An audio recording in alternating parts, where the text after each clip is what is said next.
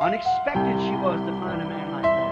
Unexpected was she to find the Messiah on earth dwelling among his people. So is it today. The people don't expect. Ilay Andriamanitra tsy miova. Afatra netiny mpaminany William Marion Branham. Ny asabotsy 9 Martsa 1709 tao Tulsa, Oklahoma, USA. Jesus Christ amongst the people, and they're having a new Pentecost, the power of God being poured out, and the same signs and wonders that they did many years ago is in the midst of the people. Just a moment for prayer. Fotoana foimonja mba hivavahana. Our Heavenly Ry Father, ranay any an-danitra. it is a grand privilege that Tombotsoa we have lehibe of ny coming to fahatongavanay thy eto amin'ny fanatrianao. in this attitude Amin'izao of worship, toe-panahy manompy praise sy to thee, mideranao zao. and know that we Ary can fantatray fa call thee afaka our hiantso anao Father. rainay zahay. Being born of thy No zahay Spirit, we nateraky are ny thy fananao children. zanakao zahay. And with the privilege Sady of manana asking tombotsoa ny what angataka we will, an'izay ilainay. faith will bring Ka ny it to us. finoana no anatateraka We anio thank anay. thee for Misaotra this. anao zahay ny amin'izany. Most holy Ry Andriamanitra and righteous masina God, sy marina we indrindro. would ask tonight Andatanay that zao you arivo would zao speak ny to tenenanao those, amin'izy Lord, reto who are Tompo, needy, dia reo zay mila zavatra. those that need Reo zay mila salvation to their famonjena souls. ho an'ny fanahiny. And for those that Ary are ho an'ireo sick zay and marary in ka a desperate efa condition, tapidalakale to the ka tsy shut-ins, tafavoaka mihitsy. those that are in Reo the zay any hospital, amin'ny hopitaly who are ka tafiditra hopitaly hospitalized and cannot get tsy to a afaka meeting. namonjy fivoriana. Oh, thou Ry zao great zay I izy am. lehibe o. Go to their Mandehana eo bedside andilan'ny tonight fandriny and zao arivo touch zao ka their sick kaseo ny body. vatany marary They might be mba able to ahafahany come from the ivoaka ny hospital hopitaly to serve ka thee. anompo anao. Forgive us Mamela of anay our ny amin'ny sins, fahotanay as we forgive tahaka ny those that namela sin anay izay against nanota us, taminay. that we Mba might ahitanay have thy fity favor eo imasonao in our midst eto tonight. aminay zao arivo zao. Speak to us through Ary thy mitenena word. aminay amin'ny Thy alalan'ny word teny. is Ny the truth. teninao no fahamarinana. Make it known Ampafantaro unto anay us, zany Lord. Tompo. Make thy Ataovy word to live velona among us. eto anivonay ny For teninao. we ask it in Satria the name angatanay of amin'ny thy anaran'ny child, zanakao Lord zany Jesus. ny Tompo Jesosy. Amen. Amen. You be seated. Mahazo toerana.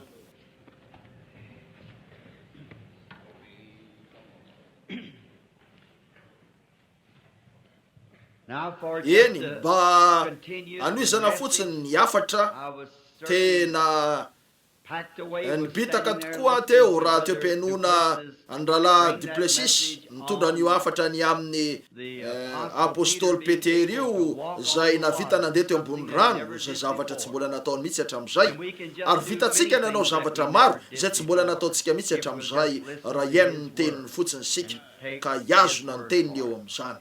He never made a Tsy mbola promise nampanantena that zavatra wasn't zay tsy stand ho behind. tohanany mihitsy izy.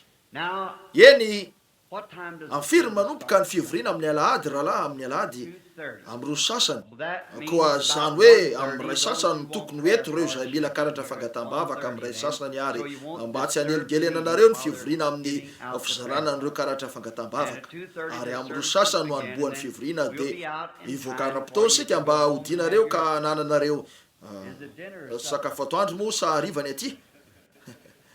I'm Avy any atsimo Southern ny tenako It's ary supper to me. sakafo hariva zany ho All a that raha dinner atsono izy then ireo what sakafo happened atoandro zany to dia supper? ahoana ny I amin'ny miss sakafoko out. hariva isy zany sy sakafo anako koa You go home to dia your supper. mody That's what misakafo supper atoandro calls. ianareo zay ary no miantsoko And, azy. then, Avy eo go to the mandehana ny amin'ny churches fiangonanareo and strangers ho anareo that are vahiny tonga eto gates. aminay You won't tianay be ny visiting ka here. mamangeto These reo fine fiangonana churches mahafinaritra will reo be dia having anao Sunday sekola school, lahady Sunday morning, ny alahady church maraina Sunday ary night. ho an'ny olona You rehetra find ny a alahady place of hariva your choice jereo zay toerana and safidinareo attend ary that mamije service. an'io fivoriana io. And now, Ary eny I'm to kind antony maro no happy about this mahafaly meeting any for amin'izao many fivoriana reasons, zao satria efa because ela ny I andrasako look an'izany forward to fatratra it dia for ny sometime a few fotoana months. nafahako ny I verina wish to te anonona a andininy ray monja avy amin'ny bokin'ny Joba ny hariva ny toko fahatelo amby roapolo ary ny andininy fahatelo. Oh, that I Enga knew ane where ka I ho might fantatro find, zay ahitako azy that I might ka come ho tonga any even amin'ny to his fitoerany aza. That's Job Ny Joba 23:3. telo amby roapolo telo zany. I'm going to speak for Iresaka a few minitra minutes vitsy upon ny the amin'ny subject loha of hevitra hoe the unchangeable lay God. Andriamanitra tsy miova. raha azoko antsoina ho loahevitra zany. Misy zavatra maro, eny saky ny zavatra rehetra no miova. Miova ny fotoana, miova ny olona, miova ny toetrandro, miova ny firenena, fa Andriamanitra kosa de tsy miova, tsy miova izy, fa mbola izy ihany amin'ny fotoana rehetra. Andriamanitra de Andriamanitra tsy voafetra, tsy noko hoe isy teny mahavita manazava ny teny, na hoe misy fomba entina nazavana ny teny hoe tsy voafetra. Noho izany efa tsy voafetra, tsy mbola nanam-piandohana izy sady tsy hanam-piafarahana mihitsy. Noho izany rehefa nantsona hiditra an-tsehatra Andriamanitra mba hiasa nahaka fanapa-kevitra, ny fomba fiasany na ny fanapa-kevitra raisiny de tsy miova ho mandrakizay. Tsy afaka hanovan'io izy noho izy tsy voafetra, tanteraka izy. Koa zasy ianao afaka ilaza zavatra, nefa de ovantsika zany amin'ny taona ho avy, angamba isy zavatra hafa ataotsika na noho isika voafetra. Tsy mahalala ny zavatra rehetra sika, fa izy de tanteraka, ka ny fanapa-keviny voalohany de voatery ho fanapa-keviny faharoa zay voatery hitovy amin'ilay voalohany. Fa raha maka fanapa-kevitra hafa izy de tsy nety zany nataony fony nanao an'ilay fanapa-kevitra voalohany, ka raha zay de mahatonga azy voafetra taka na takanareo ihany. Ny zavatra ezahako atao alohan'izao fivoriana ao fanasitrana an'izao de ny ametraka ao anatinareo ny finoanan'Andriamanitra, satria zay no ilaina isin'ny fanasitranana na famonjena. Tsy maintsy mino an'Andriamanitra ianareo, ary tsy lehibe noho ny teniny akory Andriamanitra, na tanteraka kokoa noho ny teniny, satria Andriamanitra de zavatra mitovy amin'ny teniny ihany. Ianareo de tsy tsara noho ny teninareo, tsy tsara noho ny teniny Andriamanitra, ary ny teninareo no maizy anareo, ny tenin'Andriamanitra no maizy azy. Eny mahalala ny rehetra, fa raha efa nisy fotoana ny antsona n'Andriamanitra hiditra an-tsehatra ny hamonjy ny olona iray zay very, de ny finoany no amonjen'Andriamanitra ny olona io. Ka raha misy olona manaraka miantso an'Andriamanitra de voatery Andriamanitra ny hamonjy any olona io, raha tonga araka ny fototra zay nahatongavan'ilay olona voalohany izy. Koa raha misy olona marary mitaraina famindrapo amin'Andriamanitra ka mamindra fo amin'ny Andriamanitra ary manasitra anazy eo amin'ny fototry ny finoana, ho an'izay olona tonga manaraka eo amin'izay fototra zay ihany ka mangataka zavatra mitovy, voatery hanao zavatra mitovy Andriamanitra, raha tsy zany de diso izy tamin'ilay zavatra nataony voalohany. Koa de hitanareo fa tsy maintsy ataontsika zay tena mahatsy miova n'Andriamanitra. Ny fanahy rehetra zay manatona an'Andriamanitra ka mikatsaka famonjena na falasitranana de tsy maintsy tonga eo amin'ireo fototry ireo.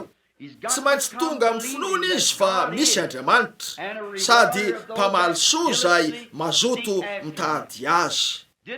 Tsy nilaza ve Jesosy tompontsika hoe na inona irinareo rehefa mivavaka de mino fa efa nandray de ho azonareo zany? Tsy nilaza ve izy hoe angatao amin'ny ray zay ilainareo amin'ny anarako de ho azonareo zany? Eny fahamarinana tsy mety diso zany. Ary tsy misy olona ka efa nangataka zavatra tamin'Andriamanitra ka tsy nomen'Andriamanitra azy zany raha manatona amin'ny fahatsoran'ny fony. Eny, zao ny zava-misy, omen'Andriamanitra zany raindray amin'ny fomba tsy arak'izay iandrasantsika azy, nefa miazona ny teniny hatrany Andriamanitra. Tsy misy fomba mihitsy hitenenan'Andriamanitra zavatra aminareo ary andaingany amin'io, nefa mbola hitoetra ho Andriamanitra. Tsy vitan'izany, fa voatery niazona ny teniny mandrakizay izy fa marinan'izany. Ary rehefa milaza ny Baiboly fa izy tsy miova, omaly sy anio ary mandrakizay de fa marinan'izany. Mety tsy manana finoana ampy aho ahatonga an'ireo zavatra rehetra nataony ho velona indray, nefa tsy anakan-dalana ny olon-kafa zay ho nanana finoana ampy anatanteraka an'io aho. Isaotra n'Andriamanitra ny amin'ny finoana io, nefa de toy izany ihany, ny teny fikasana rehetra nataony de tena fahamarinana. Azoko atao rakim-peo tsara zao anio arivo.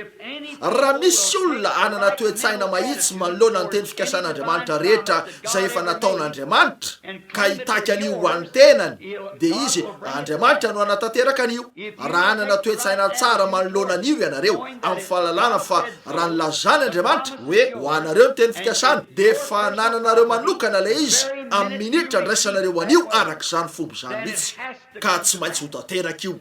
Satria ho Jesosy ny teny dia ny vo izay nafafin'ny mpamafy, ary ny vo raha vo misy tsimokainy io ka makao amin'ny tany, eo io vo eo ambanin'ny ainandro tsara sy amandony io dia amoaka n'ilay aina tao amin'ilay vo.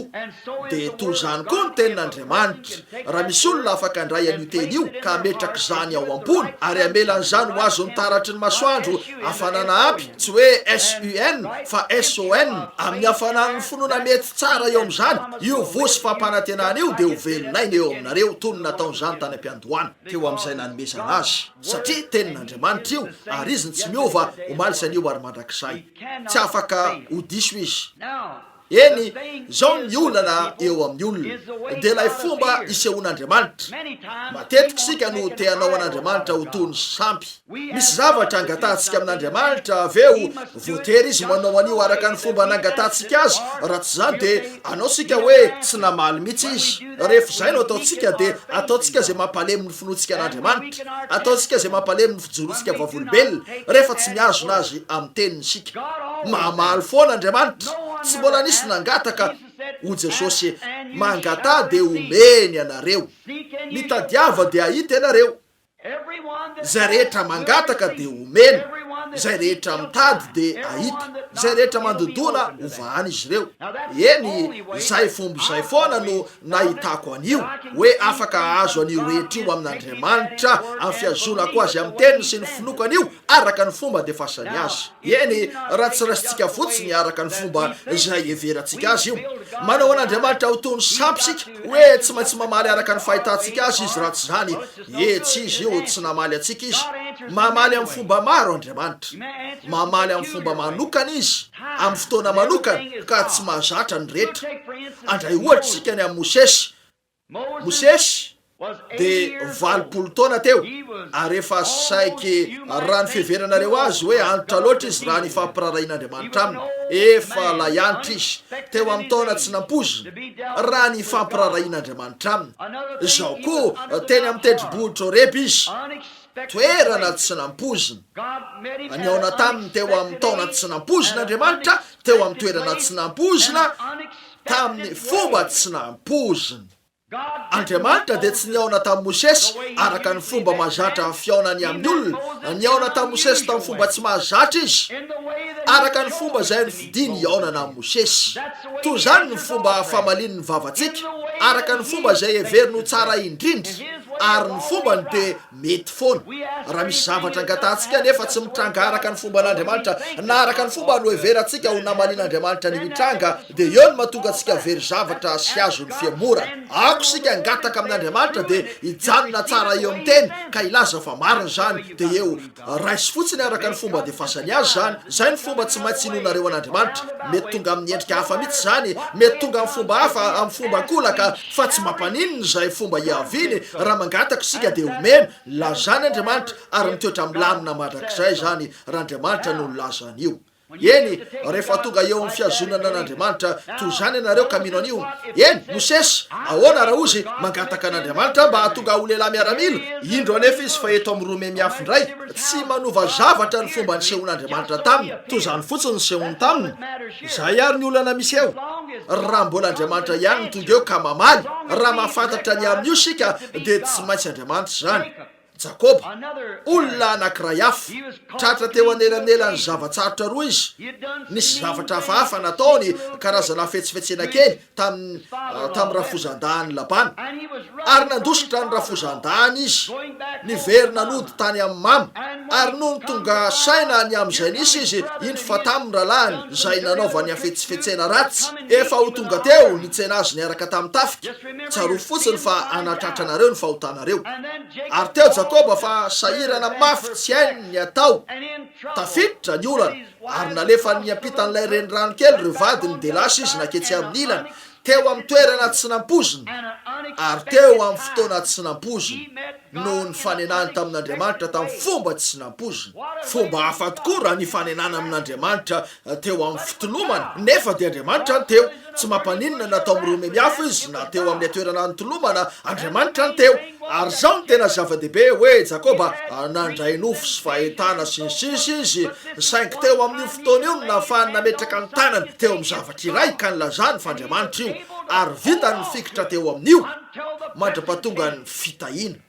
Raha mba vitantsika ny anao an'izany, raha mba vitantsika no tonga eo amin'ny faritra zay ahafahantsika mahita an'Andriamanitra hoe ao amin'ny teniny zany na aiza io na aiza ka afantatra fa Andriamanitra zany, dia ifikitra eo amin'io mandrapahatonga ny fitahiana. Mitolona amin'Andriamanitra azahoana an'io, nampanantenany anao an'io Andriamanitra. Milaza Andriamanitra fa raha mitady sika dia ahita, mangatà dia omeny zany, dondomy dia ovany zany. Marina ny teny rehetra.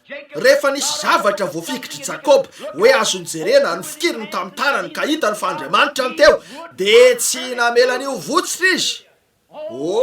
Raha afaka anao toy izany ny sehatra kristianisma, raha afaka metraka ny tananareo amin'ny zavatra iray azo sapahitanany ianareo ka androbaka fahitanany amin'Andriamanitra ka hitany fanatrehany, ary fikitra eo amin'izany mandra-pandefasan'Andriamanitra indray ny valiny sy ny fitahiana, dia ho fifoazam-panatoinona no hipoaka eto Tilsa. Raha afaka anao toy izany ny olona ka afaka hitany herin'Andriamanitra velona hoe zavatra tena azo sapahitanana, tsy mampaninona ny endrika ny amin'ny tenany isika manana ny fiheverantsika, fa Andriamanitra kosa manana ny fomba fandefasany zavatra amintsika fa maliny ny vavantsika. Efa nisy fivoriam-bavaka natao teto amin'ity tanàn'ity hatry ny ela, isiny ny fifoazam-panahy. Inoko fa raha hanokatra ny masontsika fotsiny sika ka ho vonona ny andray an'io, dia andefa ny zano antsika Andriamanitra amin'ny fomba fanaovany azy, amin'ny fotoana Andriamanitra dia andefy zany. Nefa tsy maintsy tsapantsika hoe nangataka sika, ary raha nangataka sika dia andray. Fa ny fikitra teo amin'io izy tamin'ny fotoana tsy nampozina, toerana tsy nampozina ary fomba tsy nampozina, saingy rehefa tonga saina izy fa Andriamanitra io dia ny fikitra teo amin'izany izy. Isaia, ilay mpaminany tanora, nanana fiainana nafinaritra izy, niankina teo amin'ny sandrin'ny mpanjaka ary nandeha tsara ny rehetra, ary lasa natavy be izy sady bota noho ny sakafo. Fandray andro maty ny mpanjaka, ary tafiditra tao amin'ny fahitany Isaia. Rehefa nahita nebanebana akanjon'ny tompo izy, nahita an'ireo anjely nanidina eran'ilay trano, nanana elatra teo amin'ny tavany, elatra teo amin'ny tongony, sady nanidina tamin'ny elatra roa, ny antso mafy hoe masina, masina, masina ny tompo Andriamanitra tsy to. Ary rehefa hitany zany ka fatany fa nijoro teo amin'ny fanatrehan'ilay Andriamanitra masina izy, dia nanao hoe lozako, fa lehilahy maloto molotra sady mivelona eto amin'ny vahoaka maloto. Dia ny antso mafy ny tompo hoe iza no andeha ho irakay, fa nalainy ny anjely ny tandra ary naka vainafo teo amin'ny alitara izy, dia nateny molony zany ka nanadio azy. Zavatra tsy fahitan'ilay mpaminany io, fomba tsy fahita noho ny fampararahin'Andriamanitra taminy, nefa fantatr'Andriamanitra ny fomba hifampirarahina amin'ny olona.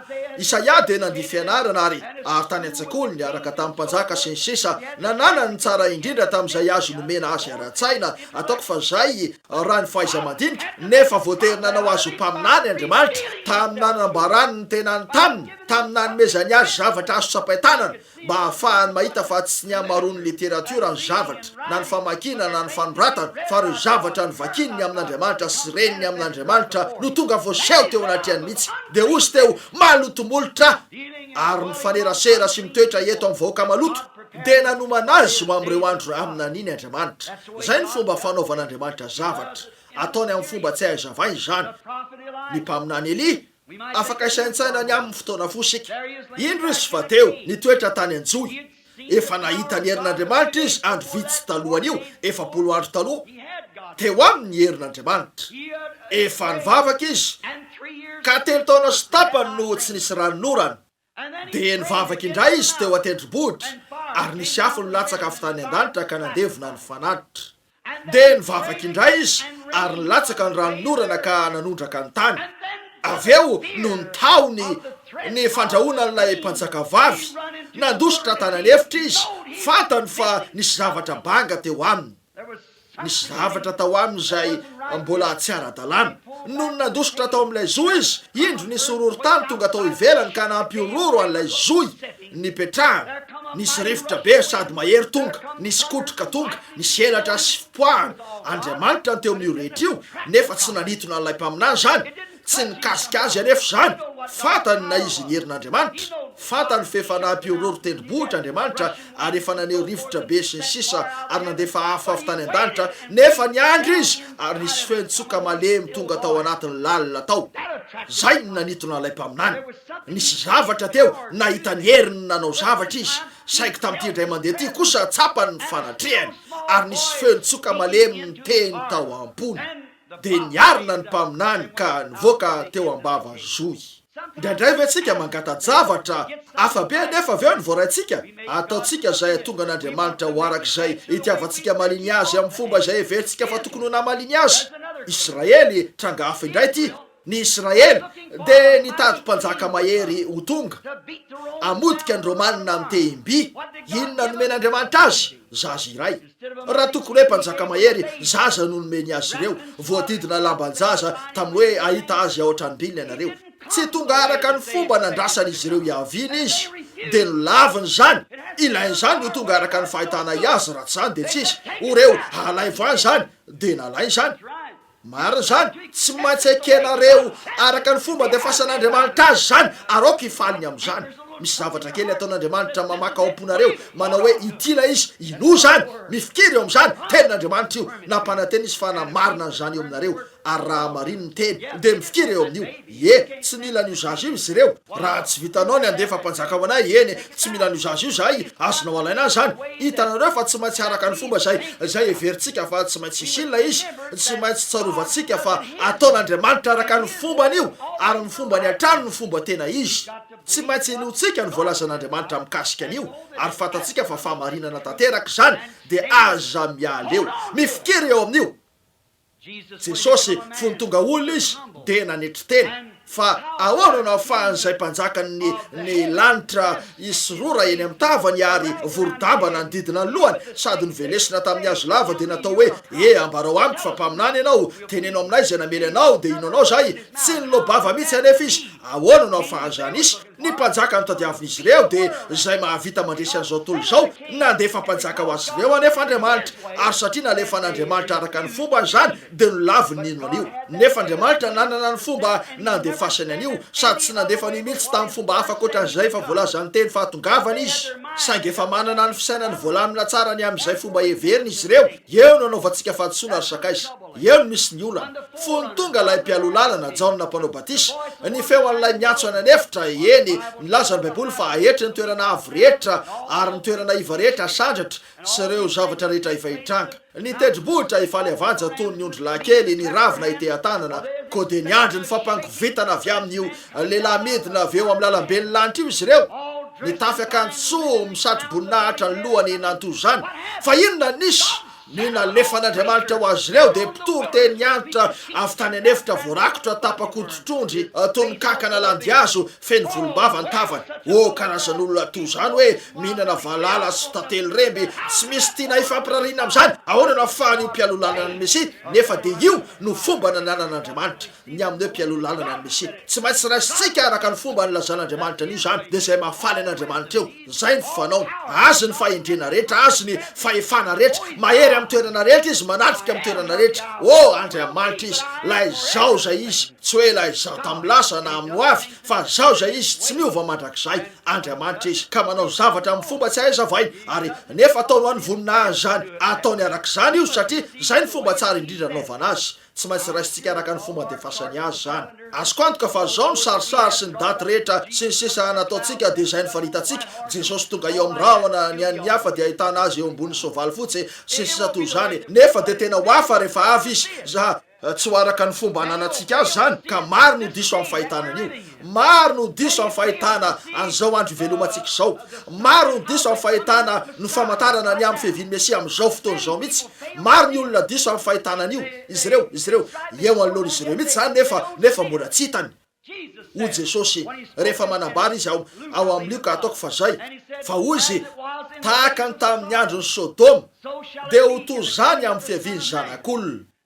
tahaka ny tamin'ny andro Noa. Tsikaritra ve ny fomba nilazany ny fitondran-tenan'ny olona tamin'ny andro Noa, ny inana ny sotro napakabady ny voakapakarina saingy noho nilaza izy hoe Sodoma, najanony teo fotsiny zany. Miafo teo ny nandoro any Sodoma, miafo ny mahazo ny tany amin'izao andro zao. Andesika itotika amin'izany minitra vitsy. Abrahama nipetraka teny ivelany izy tsy nanampona inona na inona teo amin'ny tany nahitra indrindra. Mafy ny hafanan'ny andro teo, fotoana hafahafa mba hitrangany zavatra iray, nefa dia nahita lehilahy ray tonga nanatony izy. Telo izy ireo, ny zavatra tao ambony ny teny tamin'ny Fandriamanitra io, dia mifikitra teo amin'izany izy. Tsy ho namelana io nandalo fotsiny izy. Andriamanitra hitranga eto ane zany. Aza velan-dalo fotsiny zany, mifikiry eo amin'io.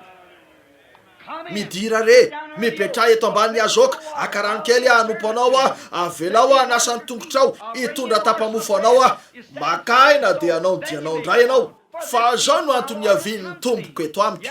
Na dia tsy azo ny antoka loatra aza, nefa dia fantany fa nisy zavatra nanomboka ny rehetra tao am-pony, tsy maintsy teo ilay fotoana. Rehefa nipetraka io lehilahy io ka niresaka taminy, dia jereo ny nataony. Napidina ny fijeriny izy dia nanao hoe ry Abrahama, vahiny io, nefa ahoana ny nalalany fa Abrahama no anarany. Aiza raha vadinao? Fantany fa nanambady izy ary fantany fa Sara no anarany. Ary nilaza ny Baiboly fa niteny tamin'ny Abrahama hoe ao anday vonao izy. Ary ozy marina fa Abrahama ny mpandovan'ny tany. Anafina zavatra amin'ny Abrahama vea amin'ny fahitana fa izy ny mpandovan'ny tany, dia ozy amin'ny fotoanaina amanganao ary Sara 70 taona tao anday teo ivony. Sady tsy mbola nahita azy mihitsy, tsy nahalala inona na inona ny aminy izy ihany koa tsy nifankalala tamin'ny Sara, ary nome anakapo izy toy zao angamba nataony teo ambavany ny tanany. Fa io anjely io izay nanome ny lamosiny no nanao hoe nahoana no nome Sara. Iza ary io teo io tsy nampozy no lehilahy toy zany ny teo aminy. Saingy rehefa niomana ny andeha izy dia niantso azy Elohim Abrahama, Andriamanitra tsy to. Famantarana ny amin'inona ny teo? Io Andriamanitra tsy to io amin'ny endrika fanemasina amin'izao andro faran'izao, alohan'ny andorana an'ity tontolo ity, ho tonga eo anivon'ny vahoakany izy ary toetra eo anivon'ny vahoakany ao amin'ny nofo. Ampafantatra ny tenany amin'ny fiangonany, mialoha kely ny ilatsahany afo, mialoha kely ny fampitehany zao tontolo zao. Elohim, Andriamanitra, ny fanemasina, dia ho tonga eo anivon'ny vahoakany ka nao an'ireo famantarana nataony tamin'izany. Izy no Andriamanitra tsy miova. Zay ny fomba nampahafantarany tenany tamin'ny Jiosy, zay ny fomba nampahafantarany tenany tamin'ny Samaritana, toy zany ihany. Zao no noho ny fiangonana maro azy, Belzebuby io, saingy ho an'ireo izay mahita an'io ka mahafantatra an'io Andriamanitra, fantatra izy ireo na izy azy. Ilay vehivavy teo Patsakana nanao hoe tompoko, avy ny Mesia, fantatray fa hiteny aminay andro zavatra ireo izy. Tsy maintsy mpaminany ny tianao, hoy izy zazy miresaka aminao no izy. Niazakazaka tany an-tanàna izy nanao hoe avy izy lehilahy ray, tsy nampoziny ny ahita lehilahy toy zany, tsy nampoziny ny ahita Mesia eto an-tany nonona teo anivon'ny vahoakany. Toy zany koa ankehitriny, tsy manam-po ny olona, zavatra hafa no andrasany, miandro ny sy ny boba sy ny sisa ilatsaka izy ireo, zay tena mety isy. Miandro ny sy ny firaisambe eo anivon'ny mpiangona, eny mety isy zany, kanefa eo anivony zany rehetra zany, nandefa ny herin'ny zanany Andriamanitra, Jesosy Kristy eo anivon'ny vahoaka, ary Pentekosta vaovao indray no eo amin'izy ireo, la herin'Andriamanitra ny narotsaka, ka reo famantarana sy fahagagana toy izay nataon'izy ireo taona maro lasa tany aloha no eo anivon'ny vahoaka, arak'izay voalazan'i Jesosy fa isy. Tsy ny firaisana eo amin'ireo fiangonana rehetra sy ny sisa no ndrasantsika, miandro sika ny firotsahan'ny fanemasina, ary ho avy zany ka hanao an'ireo zavatra zay mety sy ampositsika. Fantatro fa eto izy ankehitriny, fantatro fa eto amin'ny fivoriana ny fanemasina, ary fantatro fa efa nampananteny izy hoe na aiza iangona ny roa na telo amin'ny miangony eo dia ao afovoany nampananteny zany Jesosy. Na aiza misy roa na telo, zany no fahefana, zany ny anteran'ny fiangonana tany am-boalohany, ny fanatrehan'i Jesosy. Na aiza iangona ny roa na telo amin'ny anarako dia ao afovoany ary na amin'inona na inona no ifaneken'izy ireo amin'ny zavatra iray ka angatahany, dia ho azony zany, mariny zany. Fampanantenan'Andriamanitra io, tsy miova izy no tsy miova omaly san'io ary mandrakizay. Ary eto izy ankehitriny, inonareo zany. Andesika nodrika alohantsika fotoana fohy mba hivavaka. Aloha kely ny vavahantsika amin'ny lohanareo miondrika isy anankiray ve eto anao hoe rahalahy Branham tsarovy aako isokatra ny masoko ara-panahy mba ahafahako mahita sy mahafantatra azy. Tena te ahita azy tena ty azy atsangano ny tananareo ary atao hoe tsarovy Andriamanitra hitanareo. Tompo mita tsara zany.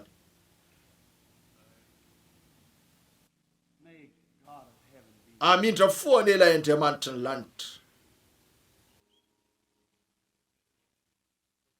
Misy olo-kafa ve eto ivoaka kavanana tsarovy ambavaka rahalahy Branham Andriamanitra hitanareo. Reo areny Kristy tsy arefesiny amin'ny fanambarana ny heriny sy ny fahatsarana. Lay Andriamanitra ny lanitra ny anome famindrapo soa sy fahasoavana ho anareo rehetra. Ry ranay any an-danitra, entina eo aminao zao mpiaino zao amin'ity oro ity, mitodika amin'ny manodidina ary mahita ny tanan'ny olona mitsangana. Lay Andriamanitra tsy miova no eo ampiasana amin'ny fomba tsy aizavaina ka manatanteraka an'ireo fagagana. Mangataka zahay Andriamanitra, ny ahafahany fanahanao masina ny fanahanao hitoetra amin'ny fotsiraray eto zao arivo zao, omeo azy ireo ny fanirian'ny fony. Ataovy anam-ponoana izy ireo Tompo, ametrao zavatra ao amin'izy ireo zotom-po mba ahafantaran'izy ireo fa manatrika trany ianao velona trany mba hanao fanelanelana. Mipetraka eo tanana kavanan'Andriamanitra tsy to, ary eo amin'ny seza fiandrianany lay vatan'i Jesosy Kristy sarobidy no mipetraka eo, raha indro fa eto an-tany ny fany masina. Ary eo izy ho toy ny mpisorona be ho anay mba hanelanelana ny amin'izay ekenay. Fa zay ekenay no ataony ka zay no maheo azy ny sin'izany. Ny rany ihany no ao amin'ilay tavy eo anoloany amin'ireo fitafiny feno raha mipetraka eo, amin'ny fahitana fa tsy afaka hijery amin'ny alalan'io raha io Andriamanitra ka hita tsy fahamarinana, satria nentin'i Kristy ny fahotanay sy ny aretinay. Ry Andriamanitra raha eo mivavaka zahay mba raha indro izy fampisorona be zay afaka ho voakasiky ny fahalemena atsapanay, ho voakasika ane izy anio ariva ny amin'izay fahalemena rehetra eto amin'ity trano ity, ny fahalemena rehetra na ara-panaza na ara-batana, mba andraisan'izy ireo fanasitranana sy fifoazam-panaza hiparitaka amin'ity tanàna ity. De reo fanahy miampy isatrany ao amin'ny fanjakan'Andriamanitra ekeo zany Tompo, eno ny vavakay. Tianao zay raha eo ary eo mpiandrasana amin'ny fiandrasana lehibe ny dirany fany masina eto anivonay mba hanao an'izay nampanantenay ny fahataony. Angatanay ho azy ireo zany amin'ny anaran'i Jesosy Kristy. Amen. Tia azy ve nareo? Amin'ny fonareo rehetra miandry azy ianao zavatra ambony lavitra tsy takatra zay rehetra mieto vitatsika na eritreretintsika ve ianareo? Nilaza izy fa anao ambony lavitra tsy takatra zay rehetra mety vitatsika na eritreretintsika. Nampanantenany anao zany izy. Eny fony teto tany Jesosy, firy ny malala fa tsy niambo mpanasitrany izy? Firy ny malala fa tsy mpanasitrany izy? Tsy malala baiboly tsara to zany anganareo. Ozy tsy zany manao ny asa, ny raiko zay mitoetra ato amiko, izy no manao ny asa. Lazaiko aminareo marina de marina tokoa, Jaona 5:20. Lazaiko aminareo marina de marina tokoa, ny zanaka tsy mahazo manao na inona ho azy fa zay hitany ataon'ny ray, de toy zany koa no ataon'ny zanaka. Tsy zany ve ny voalazany? Masinda Jaona 5:20. Rehefa nafantatra izy nisy an'ilay lehilahy tsy lanina rary, tsy lany teo amin'ny filanjana ka nambara taminy ny fanofinoany na sitrana azy, de nety ny fandriny ary niala teo amin'ilay trano izy ary nametra-panontaniana taminy Jiosy. De nilaozan'ireo olona manarivony maro ny tsy lany teo, mandringa, matila, jamba, mivokona, ozy zay ambarany ray ihany no ataoko na zay asehony atao. Eny zay hitako ataon'ny ray no ataoko, ny ray miasa ary za koa miasa. Eny zany ny fanahany. Eny Jesosy tenany de tsy nanatanteraka an'izay mety ho fanasitranana afa-tsy zay efa naseho an'Andriamanitra azy aloha. Zany ny soratra masina. Tsy manao na inona afa-tsy zay aseho any ray aloha. Tsy hoe ambarany fa asehoany aloha. Koa rehefa asehoany azy zany de lasa izy ary manao an'izay ambarany ray azy. Lay vehivavy nanendry ny akanjony, eny tsy izy mihitsy no nanao an'io, tsy nilaza mihitsy izy hoe nataony io. Hoy izy ny finoanao no navonjy anao, ny finoanao no navonjy anao. Bartimeo jamba teo ambavady, ny finoanao no nasitrana anao. Tsy nisy nidirany tamin'izany mihitsy, ny finoan'ny olona no nanao an'io, no ny finoan'izy ireo fa zanak'Andriamanitra izy. nanendry azy izy io raha vehivavy zany no tendreny ny akanjony ary eny tsy arabatana akory na tsapany an'izany satria misy lamba anatiny ny akanjo fanaon'ny palestinianina ary mikorozaroza ny fitafy fa nisomotra viaviny zany no tendreny de hoy izy io tampony raha ho tendreko fotsiny ny akanjony de ho sitrana de nanendry azy izy ary rehefa natao zany eny tsapany tao anatiny tao satria zay ny finoany hoe raha vitany ny anendry an'io de ho salamy izy ary nataony zay no heveriny hitondra ny herin'Andriamanitra eo aminy ka tsapany fa ampy tanteraka zany ary nisy zany satria ninona io mitotika Jesosy ary nijery teo amin'ny mpiaina hoy izy iza nanendry ahy nanakiana azy Petera nanao hoe iza hoe nanendry anao manendry anao izy rehetr'ireo nahoana no ilasa zavatra toy zany hoy izy nefa fantatro fa lasa osa na nisy hery nivoaka avy tamiko zay midika hoe tanjaka lasa osa nisy olona nanendry ahy tamin'ny karazana fanendrena hafa de nijery nanodidina teo amin'ny mpiaina izy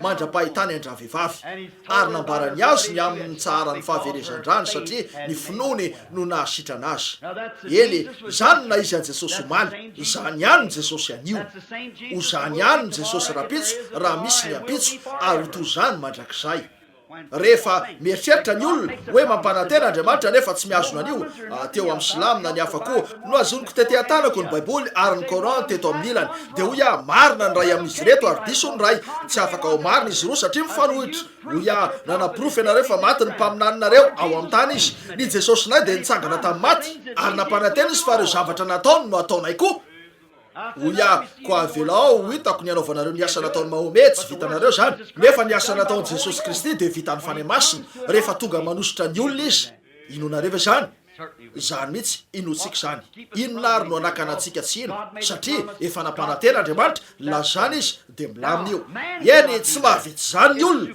mahagaga zany zavatra tsy vitan'ny olona io raha mbola manana minitra vitsy any tiako azavay zany hitanareo tsy any olona atao zany fa Andriamanitra ho amin'ny olona io ho Jesosy zany voaloboka ianareo sapany eny raha mbola ao amin'ilay voaloboka ihany lay sapany de amono voan'ilay voaloboka zany eny mampiasa ny olona trano fitaovan'Andriamanitra zay no antony nampiasain'ny zanany mihitsy ho nanarona ny tenany nidina izy ary naka niendriky ny olona mba ahafahany ho fato ny fahafatesan'ny olona tsy afaka ho fato tao amin'ny fanahy izy fa nyvonoana tao amin'ny nofo ko de Andriamanitra nytao amin'ny Abrahama Andriamanitra nytao amin'ny Isaka Andriamanitra nytao amin'ny Jakoba Andriamanitra nytao amin'ny Josefa Andriamanitra nytao amin'ny Davida izy nytao amin'ireo olona rehetra fahiny reo reo mpaminany sisisy reo Andriamanitra niasa tamin'ny alalan'ny olona zany eny teo amin'ity taona ny testamenta vaovao ty ny raha Jesosy Kristy no manadio ny fiangonany ka manamasina azy mba ahafahany fanahany masina noho ny fanatanterahany ny asan'Andriamanitra trany mandritra ny taona rehetra ary izy tsy miova ihany no anio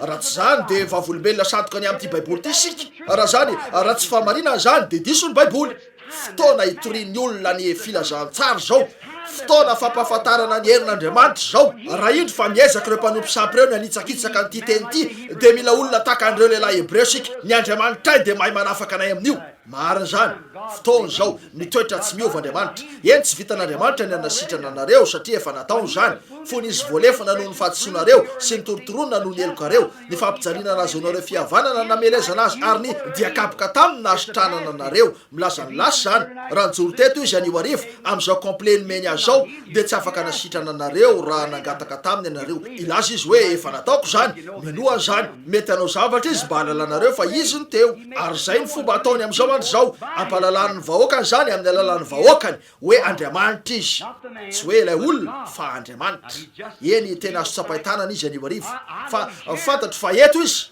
firy no efa nahita ny sarin'ilay anjelin'ny tompo io fahazavana io misy maro aminareo zany ananan'izy ireo eto io ataoko fa zay etoeto mety manana an'io reo zazalareo Rijen sy ireo afy reo manana an'io etsy amin'ny latabatra itsorina io fahazavana io tsarovy zao raha tsy misy ny ifanenako aminareo indray eto antany ifanena aminareo aho amin'io andrio io fahazavana io de tsy lafitra noho ny 90 centimetatra eo am'izay joroka am'izao fotoana zao mariny zany nampananteny zany izy ary mino n'Andriamanitra nahita an'izany nanohitra reo mpanompo sampy amanaliny maro ah efa hitako zany tam'ireo fotoana nahitana mpanao ody tamy lafiny rehetra nefa hitako fa nataony ny herin'Andriamanitra ho tsy nahetsika teo amin'ny sezana izy ireo na Andriamanitra na tsy Andriamanitra izy na zanak'Andriamanitra Jesosy na izy mpamitak'olona izy no Kristy zanak'Andriamanitra tsy maty izy fa velona ary mivelona mandrakizay izy tsy miova ho maly sy anio ary mandrakizay firy ny menao zany Andriamanitra hitanareo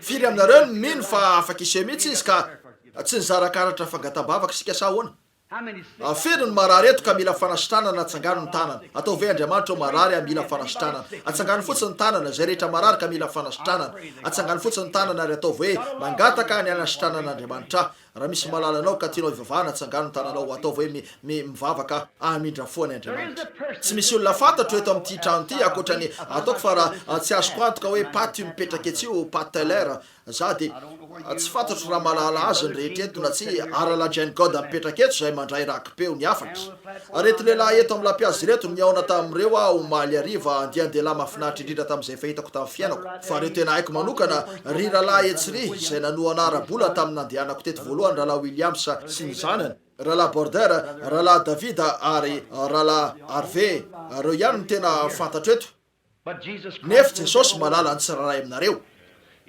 raha toy izy ka tsy miova omaly sy anio ary mandrakizay eto eo amin'ny fitsapan-kery izy Andriamanitra ve izy marina ve zany fantany tsiraray aminareo raha mihamanatona ny fiavian'ilay zanak'Andriamanitra sika fomba hoana nanapirofony ny tena no Andriamanitra ka ho zanak'Andriamanitra teo amin'ny Jiosy fony izy ny teny tamin'ny Petera na izy azy nolazainy nambarany Natanaela nisy azy fony izy teo ambanin'ny aviavy fony izy nahita azy teo ambanin'ny azo anivavaka de ozy ianao zanak'Andriamanitra ianao ny mpanjakan'Israely zany ny famantarana ny amin'ny Mesia ho an'ny firenena Jiosy ny emotra ny fariseo ka nanao hoe mpanao atsarana io de ozy zany ho ianareo ny amiko amelanareo saingy raha avy ny fanahy masina de aza miteny ny otra azy eo satria tsy azo famelana mihitsy ianareo na amin'ity fiainan'ity na amin'ny fiainanao avy jereo zany eny telo ihany nandian'olona misy de ny vahoaka ny ama se maro jafeta zany de ny Jiosy ny Jetinisy ary ny Samaritana tsaronareo Petera tamin'ny Pentekoste fanotory tamin'ny Jiosy nanokatra ny fanjakana teo amin'ny Samaritana na fony nidina tany Filipa ka nanao batisa azy ireo nefa tsy nandray ny fanahy masina izy ireo na de zany azy de nidina nakeo amin'ny tranon'ny Kornelio ko de nandrian'izany izy rehetra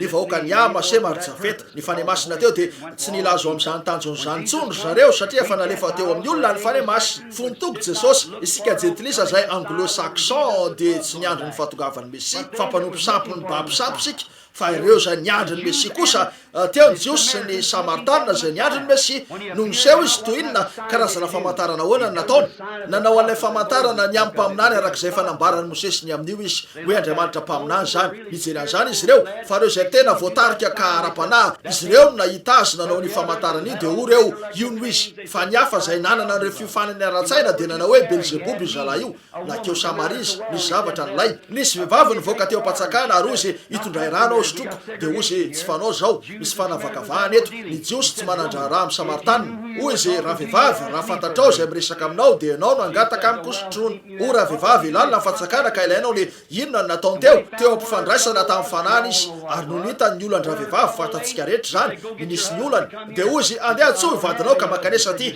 o raha vehivavy tsy manambady ozy marina ihany zay nolazainao efa nanambady dimy ianao sady tsy vadinao lay toeranao ankehitriny o raha vehivavy tompoko hitako fa Belzebuba ve tsy tompoko o raha vehivavy hitako fa mpaminany ianao hitako fa mpaminany ianao eny malala zahay fantatray Samaritana nampianariny zay fantatray fa raha avy ny Mesia de ambarany aminay ro zavatra ireo hoe zany ny famantarana ny amin'ny Mesia fa iza moa ianao ozy zaza miresaka aminao no izy la tsaro fa tsy mbola nataony teo amin'ny Jetinisa mihitsy zany tsy nataony teo amin'ny Jetinisa io ko raha Andriamanitra tsy voafetra izy ka namela azy ireo niaraka tamin'ny fampianarana ara-tsaina maro toy ny ananantsika amin'izao ndrozao raha miditra ao amin'ny tafavoaka amin'izao fitsaram-potoana ho antsika zao sika nefa tsy handray fampisehoana mitovy de nanao zavatra ho azy ireo zay tsy nataony antsika izy sangizony tsy miova omaly anio ary mandrakizay nampananteny izy fa anao anio ahoana nanaovany an'izany misy soratra masina maro nefa de anankiray ihany no ambarako tahaka ny tamin'ny andron'ny Sodoma de ho toy zany amin'ny fiaviany zanak'olona ho toy zany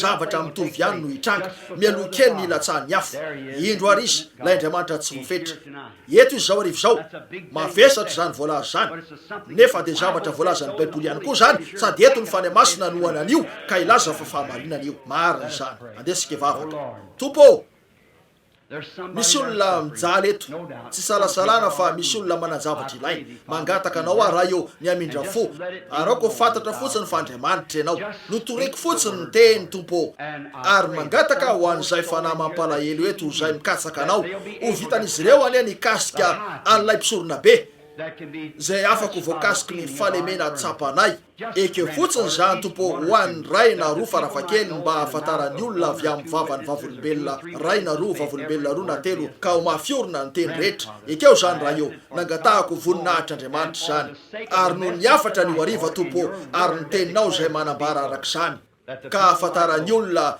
fa atombotra ny fotoana famoahana sy fampiarariana hoe eto ianao ilay tsy miovomatsy anio ary marak'izay amen. Ankehitriny tiako hivavaka ianareo, tiako ino amin'ny fonareo rehetra mba amin'izay rehetra ao anatinareo ianareo ka ino fa Jesosy Kristy zanak'Andriamanitra no eto. Firy aminareo ny vahiny eto ka tsy fantatro ny aminy atsangano ny tanana manerana ny tytrano ty na aiza misy ianareo eny mety tsy mbola nahitan'izao ianareo eny raha anaraka ny fitarian'ny fany masina ary raha miteny zavatra zany de mamalia. Tsy milaza hoe iteny zany, milaza fotsiny aho hoe angatahako ny isiny zany. Hitanareo ny isiny zany tsy manana zo ny laza zany aho fa amin'ny alalany teny ihany laza izy fa ekeny zany ary mino sika fa ekeny zany. Eny mivavaha.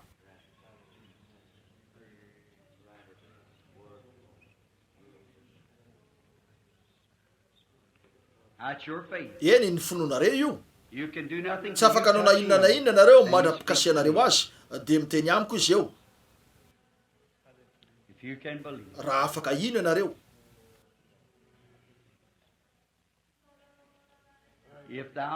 Raha mino ianao eny indro zany andrasokely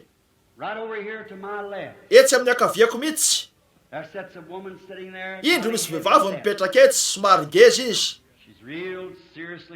tena marary mafy izy io, marary fo izy, misy alokony mamiadany eo aminy, misy demonia ara-panany fanerena maneriny tratrany zay no izy mipetraka etsy lay ramatoa sady miondrika mijery manandrify azy. Mino ve anao ramatoa fa nasitrana anao Jesosy Kristy? Inonao ve zany? Mino ianao? Ekenao zany? Niala lay izy. Ankehitriny voatery ady amin'izany ianao. Tompo Andriamanitra ripariny lanitra sy ny tany aoko fantatro zany mba hahafantarany olona tompo.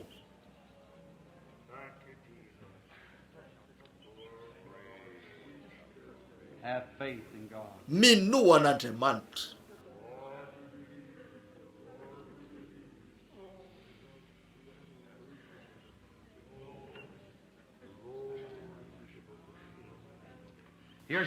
Indro misy lehilahy mipetraka etsy aoriana mivavaka ho an'ny vadiny, ao an-tsainy ny vadiny mivavaka ho azy izy, efa nididina sy ny sisa izy io ary to tsy nanampy azy mihitsy zany. Tena marina zany. Mpitoro teny io lehilahy io, pastora Nathan, Jacob Nathan, ny vadinao io mipetraka eo anilanao io. Mino ve anao fa nasitrana azy Jesosy Kristy? Ekenao ve zany ramose? Atsangano ny tananao raha ekenao zany. Andriamanitra hitanareo, andeha mody. Tsy mbola nahitandra lehilahy teo amin'ny fiainako. Mino an'Andriamanitra. Averao zany andalo eo aminareo. Andriamanitra mandrakizay izy. Indro misy vehivavy manondrika ny lohany eo izy mipetraka etsy mijery azy ankehitriny mandringy raha vehivavy toy zany manana teny izy ao ambaniny ao zay amin'rany. Mino ve anao ramatoa fa melanao ivoaka eto tsy amin'ireo tenireo Jesosy Kristy any arivo? Inonao ve zany ianao mipetraka mijery ahy etsy io? Anaiky an'izany ve ianao ny fanasitranana anao? Atsangano ny tanana. Tsy mbola nahitanao ato eo amin'ny fiainako fa raha ino ianao dia amelan'izany eo ka ivoaka salama. Manao fiakana ny fononao ambahiny raha mino ianao. Ahoana ary ny eto aoriana? Ahoana ny aminareo mpitoro teny? Mino ve nareo rahalahy amin'ny fonareo rehetra? Eny ianareo rehetra reo tsy fantatro ny aminareo akoatra ny rahalahy Williams. Tia anareo Andriamanitra, mpanompony anareo, ny oralahanareo no maheto ahy. Eto ny fanan'Andriamanitra. Lazaiko mafy amin'ny anaran'i Jesosy Kristy zany. Manana finoana fotsiny ka mino. Raha misy zavatra tsy mety dia mangata aminy.